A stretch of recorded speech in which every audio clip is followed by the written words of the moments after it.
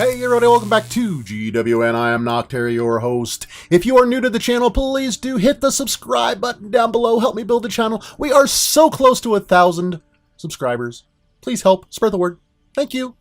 Okay, so here today I'm going to talk about farming. That's right, I'm going to start the farming series. I've been spending a lot of my time on the home village and upgrading it like a madman. I got a lot of level 10 walls now, and well, all of that, of course, is my farming. And I've got games ranging from beginner all the way up to Town Hall 12, and I wanted to do a whole series on the different ways that I farm to see if maybe that helps some of you who might be new to the game or working your way up.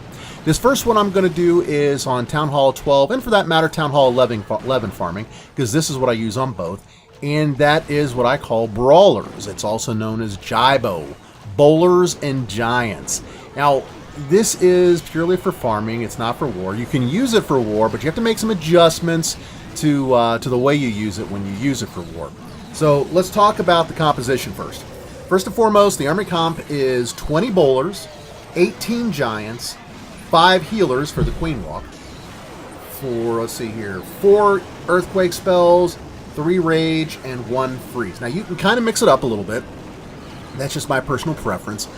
I don't usually use the jump spells. I'd rather use earthquake spells, both to save on elixir and also because they just kind of work better for me when I do most of my raids. That's just my personal preference. The cost of this is about 185,000 elixir and 4,500 dark elixir. So as you might have guessed, I am not farming dark elixir here. If I was farming dark elixir, I would probably be using miners. But for gold, and for that matter for regular elixir, this works absolutely positively fine. I go in looking for not less than 2,000 to 2,500 of dark elixir because, again, I'm not farming dark elixir. And since I'm running up in Titans, typically Titans 2 right now, I know that the bonus is going to be enough to cover it. The bonus up here is 300,000 for gold and elixir, and then 2,000 or, I don't know, 2,050 or something like that for dark elixir. So as long as I can get right around 2,500 dark elixir off the base that I'm raiding, between that and the bonus, I'll have more than enough to keep myself relatively even on dark elixir. So not a problem there. The way I run it, pretty straightforward. First of all, I do invest 150k of my gold into one of the siege machines, and it's almost always a wall wrecker. Why? Well, as you saw in this one, he works his way all the way up from the bottom and takes out the Eagle Artillery. Eagle Artillery is a real problem in these raids. And it can take out a whole swath of giants and bowlers with just a couple of hits. So, I mean, and by couple, I mean, actual, 3-hit volleys, not just, single mortars, if you will, that come down on it. So I like to usually lead off with the wall wrecker, let him go in, bust down some walls, and open it up for the rest of the troops to go in. Probably the biggest troop deployment problem with this is if you don't clear the wings and there's stuff too close to your point of entry, your bowlers will go off around the sides instead of going into the middle of the base. And that can be a problem with donut type bases like this one, for example, as well. If you don't clear out those sides, the bowlers will walk around the hub of the base, which is, of course, the design. And here you can see that I was able to clear out the sides, and I dropped that rage to just rage everybody straight into the middle, let them take out everything that's there. Now, this particular base is a dead base, or relatively base. There was still a little juice left in the Eagle Artillery. Doesn't matter.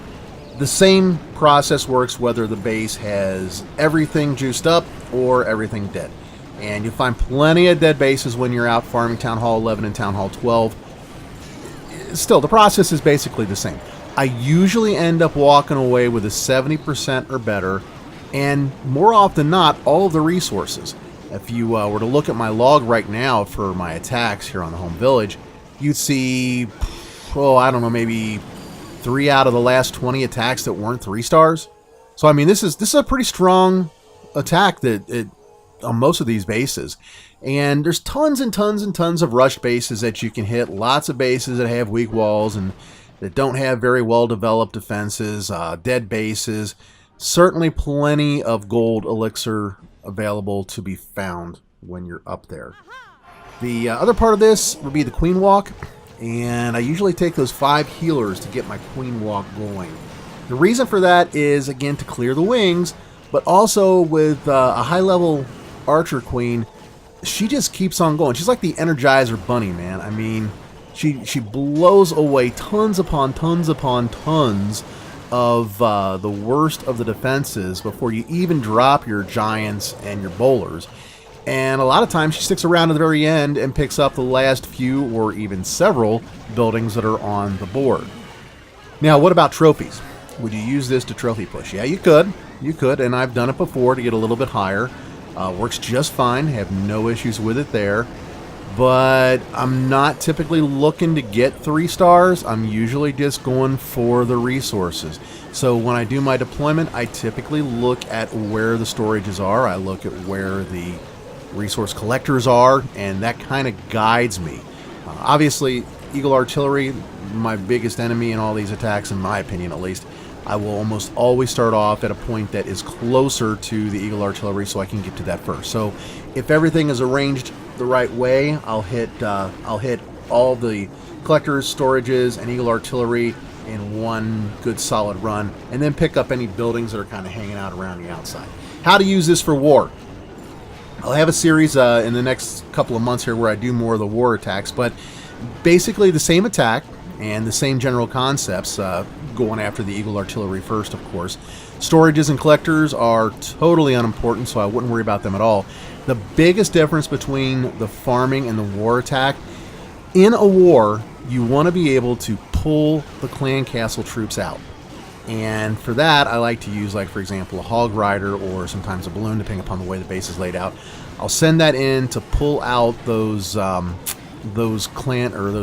castle troops so that I can destroy them, usually with my archer queen out on the edge. Other than that, the attack runs pretty much the same, with the rages and so forth. You might use your rages to kind of juice up the healers as they're working on the archer queen to keep her alive longer, because in a war, your queen walk's pretty important. It'll get a lot more than your regular, well, the regular just the attack will get, and that's why you always want to use that queen walk. It's good to practice it in the farming as well. I do a lot of practicing on my queen walk here. Works out really good for me. So there's some replays. That is my favorite Town Hall 11, Town Hall 12 farming strategy. Hope you guys find it useful. Comments, questions down below. Drop me email, knockterror@gmail.com, and I am out of here. Y'all take care and keep on clashing. Bye-bye.